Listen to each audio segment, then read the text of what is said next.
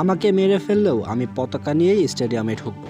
হ্যাঁ দর্শক, এমনটি বলেছিল বাংলাদেশের আইকনিক ফ্যান টাইগার রবি।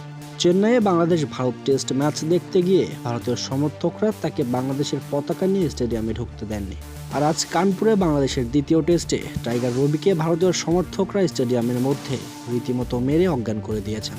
বাংলাদেশের পতাকা ওড়ানোর জন্য এদিন কানপুরে ভারতীয় সমর্থকরা তাকে মেরে হাসপাতালে পাঠিয়েছেন। এদিন খেলার শুরুতেই প্রথম সেশনে স্টেডিয়ামের বাইরে অজ্ঞান অবস্থায় পাওয়া যায় টাইগার রবিকে, যেখান থেকে ভারতীয় পুলিশরা তাকে ধরাধরি করে হাসপাতালে নিয়ে যান। শুধু এই নয়, এর আগে অবশ্য তার উপর হামলারও চেষ্টা করেছিলেন ভারতীয় সমর্থকরা, যেটি তিনি তার ফেসবুক পোস্টের মাধ্যমে জানিয়েছিলেন। এদের মতো জঘন্য মানুষ কখনো ক্রিকেট প্রেমী হতে পারে না। এমন উগ্রবাদী ভারতীয় সমর্থকদের চিহ্নিত করে শাস্তির আওতায় নিয়ে আসা দরকার।